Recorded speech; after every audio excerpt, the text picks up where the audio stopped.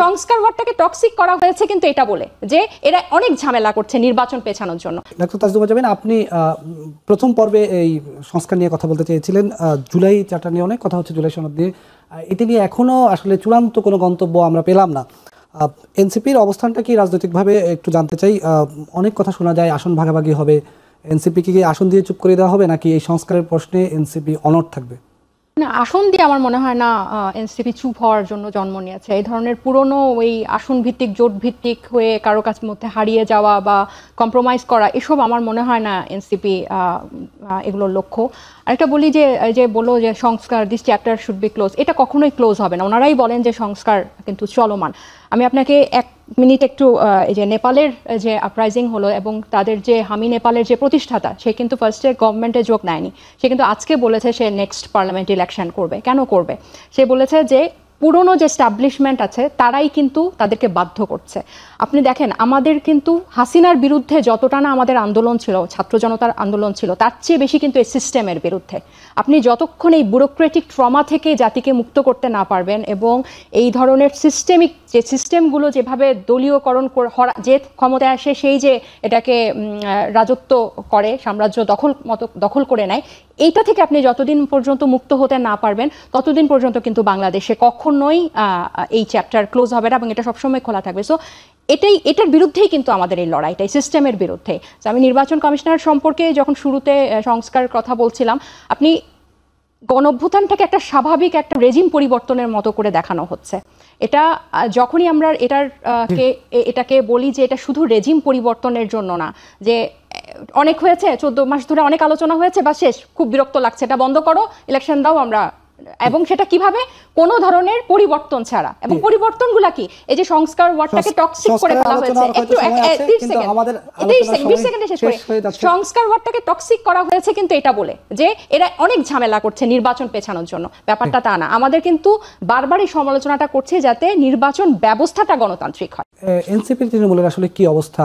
যখন আমরা বলি বা বলা হয় এনসিপি গণঅভ্যুত্থানের হোম গ্রোন একটা দল, যেই দলটি সদ্য জন্ম নিল, সেই দলও কেন এত বিতর্কের মধ্যে জড়িয়ে গেল? আমরা কিছুদিন আগে একটা সংবাদ দেখেছি যে একটি আঞ্চলিক ঠিকাদারি প্রতিষ্ঠানের মধ্যে বা আঞ্চলিক উন্নয়নের মধ্যে এই দলের অনেক বড় বড় নেতার নামও জড়িয়ে যাচ্ছে। তৃণমূলেরও যারা আছে তাদের বয়সে তারা অনেক কম, কিন্তু তারা অনেক বড় বড় ব্যবসার সঙ্গে জড়িয়ে যায়। তাদের কি আসলে এখন ব্যবসায় মনোযোগী হওয়ার কথা ছিল নাকি আসলে দেশ গড়ার কাজে মনোযোগী হওয়ার কথা ছিল? কেন এনসিপির নামে এই অভিযোগগুলো আসে? যে বলেন এনসিপির জন্ম আসলে পুরনো রাজনৈতিক সংস্কৃতিতে। আমরা একটা নতুন বাংলাদেশ পেয়েছি, কিন্তু নতুন বাংলাদেশের রাজনীতিতে কিন্তু আমাদের জন্ম হয় নাই।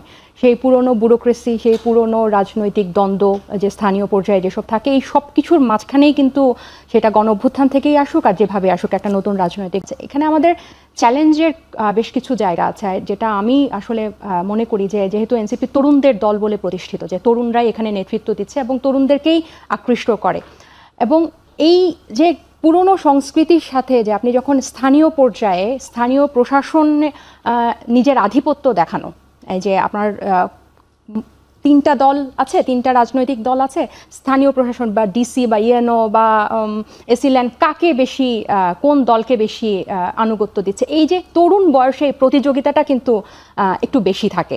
সো এই পরিণতটা হওয়াটাও কিন্তু একটা রাজনৈতিক একটা সময়ের ব্যাপার। এখন আমরা এটাকে যেসব জায়গায় এসব অভিযোগগুলো আসে ওগুলো অ্যাড্রেস করা হয়, তবে আমরা এটা সামগ্রিকভাবে এভাবে দেখি যে সময়ের সাথে সাথে এগুলো আরও শেপে আসবে। এবার আসি, আপনি যে বললেন যে প্রকল্পের সাথে যে নাম এসেছে, আপনি দেখেন ওরকম প্রকল্প কিন্তু আরও 24টা উপজেলায় বা জায়গায় কিন্তু নেওয়া আছে। স্পেসিফিক্যালি কিন্তু হাইলাইট করা হয়েছে ওই দুটোকে।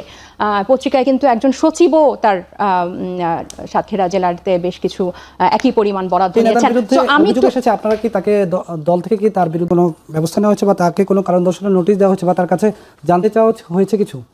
কার কথা বলছেন? যার নামে এসেছে এই শৃঙ্খলার আন্ডারে আনা হয়, যে এগুলো একদম শুরুতেই যাতে মানে বাদ দেওয়া যায়।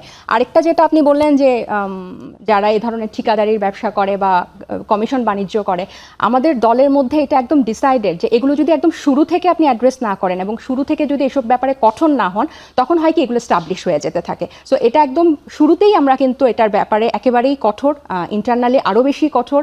কারণ এনসিপি যেরকম পুরনো রাজনৈতিক সংস্কৃতিতে জন্ম নিয়েছে ঠিক, কিন্তু এনসিপি খুব কনফার্ম যে কোন কোন বিষয়গুলোতে পা দেওয়া যাবে না। এই যে এই জায়গাগুলো হচ্ছে ট্র্যাপের মতো, যে আপনি যখন একবার এসব যায় পা দেওয়ার খবর তো শোনা যায়, এনসিপি নেতাদের নামেও তো শোনা এই যায়। জন্যই তো আমি বললাম, এটা তো আপনি এনসিপি গণ অভ্যুত্থান থেকে বের হয়ে এসেছে তাই পুরো বাংলাদেশের রাজনৈতিক পরিবেশ এনসিপির জন্য মানে ভেস্তের মতো হয়ে গেল তা না। আমাদের কিন্তু পুরনো এস্টাবলিশমেন্টের সাথেও ওই যে আমি বললাম না ক্ষমতার দ্বন্দ্ব, স্থানীয় পর্যায়ে কিন্তু আপনাকে একটা অন্যান্য বড় রাজনৈতিক দলের সাথে কিন্তু ক্ষমতার দ্বন্দ্ব